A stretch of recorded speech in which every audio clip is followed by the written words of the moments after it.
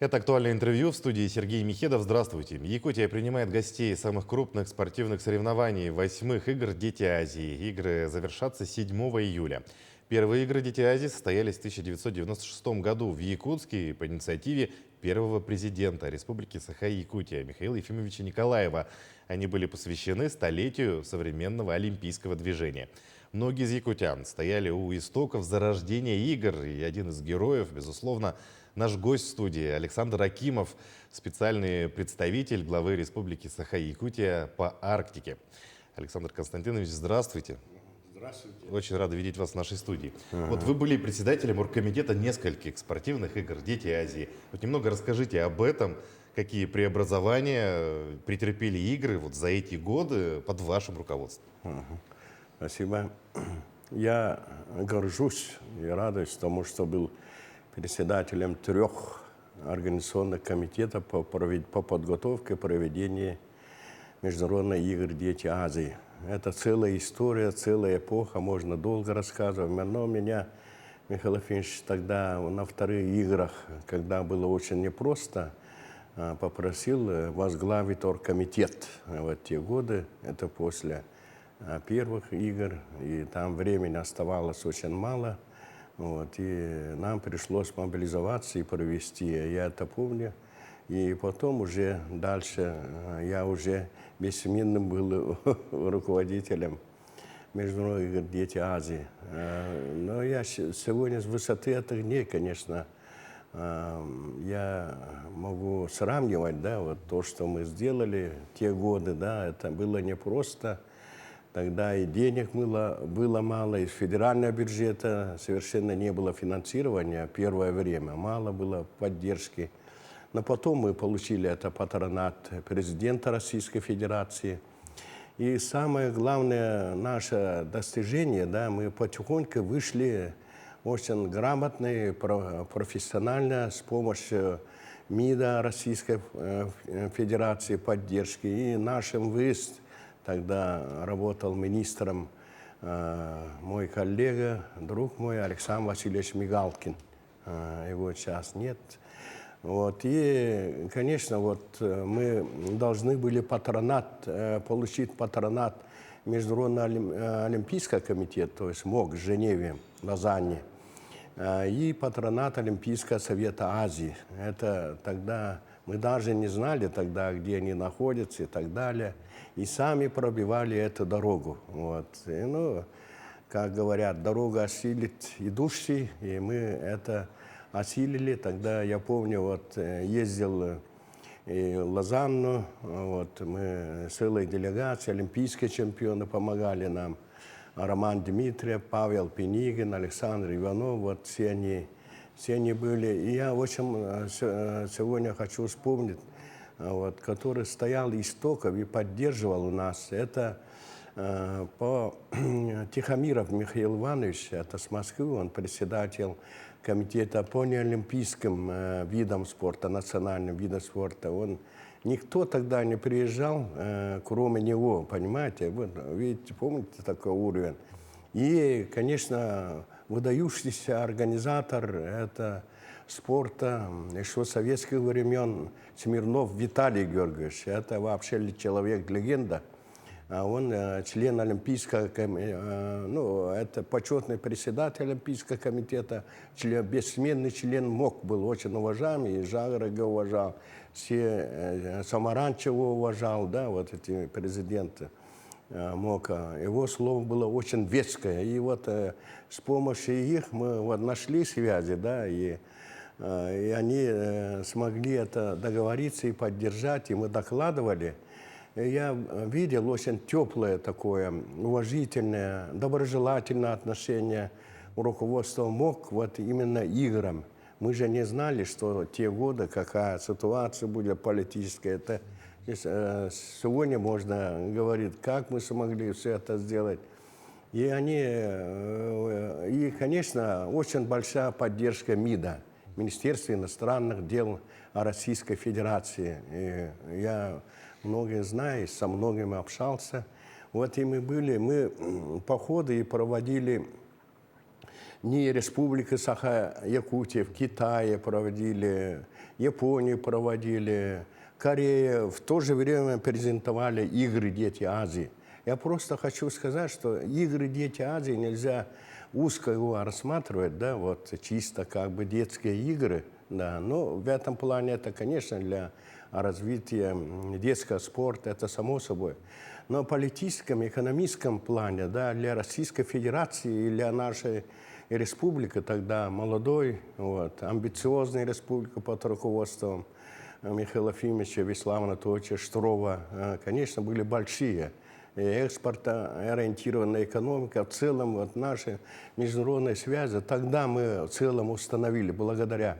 Я даже могу сегодня сказать, да, это пусть не обижаются некоторые, да, даже если сравнить акционерную компанию «Алроса», да, я думаю, вклад игр «Дети Азии», да, в развитии в целом нашей республики, наверное, не меньше, даже где-то больше, понимаете? Вот и правильно говорят, да, да, люди дороже алмаза, правильно? Это вот, ну, алмазы заканчиваются когда-то, золото тоже. Но, а вот этот, то, что мы вложили, да, вот детей, это еще, я думаю, мы увидим в целом для нашей республики. Вот я считаю, что благодаря этому вот сегодня наши дети очень талантливые, одаренные везде, во всех олимпиадах участвуют, во всех вот, ну и по предметным, да, олимпиадам и так далее занимают призовые места. И по другим, не только по спорту, да, по интеллектуальным играм, IT-технологиям. Это говорит о том, что именно в свое время был заложен очень серьезный, уникальный детский проект, который в мире аналогов нет.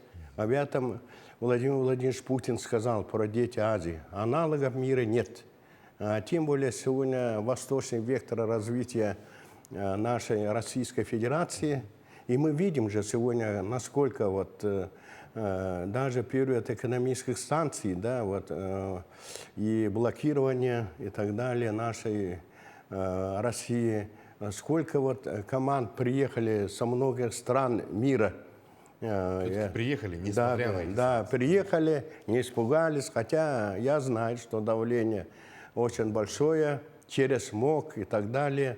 Но, видите, дошли до того, что даже детские игры начали, МОК-то вообще это не должны превращать спортивные игры, да, на политические вот эти инсценации всякие, понимаете. Это нельзя допускать. Это не коммерческий проект никакой, это социальный проект. В первую очередь, этот проект для детей, да, конечно. Да, проект. И мы тогда вынесли очень хороший девиз тогда в оргкомитете и сказали, что это от национального вида спорта к миру на земле. Понимаете? И миру на земле, от дружбы в спорте к миру на земле. Ну, такие гуманные, понимаете, от национальных видов спорта к олимпийским высотам. Вот это, конечно, вот я считаю, что в этом ключе мы ставили гуманные цели, оно и сохраняется. Видите, сегодня и приехали, мы тогда включили впервые тоже, знаете, вот регион Российской Федерации, хотя это в планах и не было, но республика на себя взяла, мы совместно с Минспортом Российской Федерации. И тогда даже проводили в 3 городах, Нерюнгере, Мирном и Якутске. И построили уникальные такие комплексы. И сейчас, конечно, вот когда под патронатом находится Путина, эти игры, конечно, финансирование, я хочу сказать, очень хорошо идет. Вот эти большие дворцы и так далее. Сегодня город именно благодаря детям Азии сегодня преобразился. Все это знают. Мы, когда начинали, это ничего не было. Мы студгородок нашего Якутского госуниверситета тогда превратили этот олимпийский городок. Ну, так громко назвали. Ну, а сейчас, видите, такие кампусы, такие дворцы. На самом деле это уже международный такой, международного стандарта, уровня уже кампуса.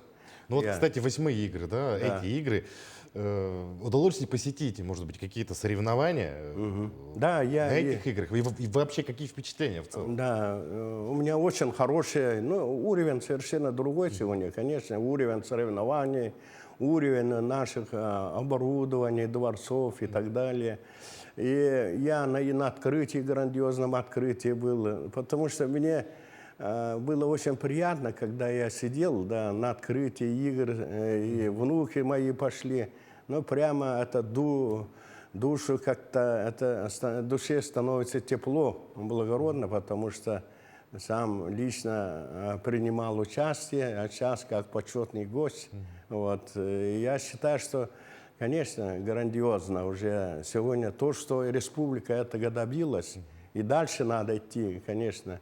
И по масс-рейтингу, вот я как президент Международной Федерации, да, я открывал эти соревнования. Видите, мы национальные виды спорта уже со вторых игр включили программы игр. Это масс-реслинг, национальные прыжки, хапсагай. Вот. Нигде такого нет. Мы национальные виды тогда, так как мы наши детище, и мы хозяева, мы включили. Сейчас видите, сколько команд соревнуются, сколько медалей приносят. Масс-реслинг сегодня уже вышел, да, вот, на международный уровень. Мы на Олимпийский уже у нас есть программа до 35-36 года. Мы должны его добиться, чтобы включить вот, олимпийское движение. Это вот, сегодня 55 стран занимаются Национальной Федерацией. Но я доведем скоро до 100, это я уверен, в этом никаких сомнений нет. И мы вот мы провели международный форум, да, вот, с участниками тех делегаций, которые более 10 стран, и приняли такую декларацию, да, международную декларацию о развитии детского спорта, в том числе детского масс-реслинга.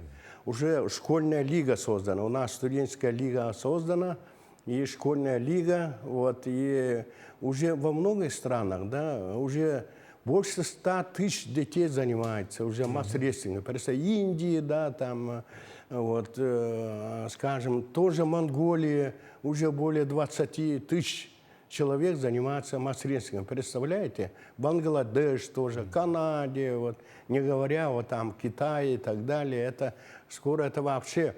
И вот это вклад будет нашего северного народа, Саха, вот олимпийское движение, масс-реслинг, да, станет олимпийским видом спорта. И мы должны в это поверить, и должно быть народное движение, поддержка большая. Вот об этом мы говорили, я думаю, что мы этого добьемся. Я как президент говорю Международной Федерации, в этом ключе мы работаем. И обязательно вот наши дети будут участвовать вот, в олимпийских соревнованиях. Ну, наверняка главная цель, да, чтобы действительно масс-рестлинг стал уже олимпийским видом спорта, Да. чтобы весь мир занимался масс-рестлингом. Да. Александр Константинович, большое спасибо за такой экскурс в историю. Наше время подходит к концу. Да. Желаем вам дальнейшей успешной работы на благо нашей республики. Спасибо большое. А я напомню, вы смотрели актуальное интервью. Оставайтесь на нашем канале.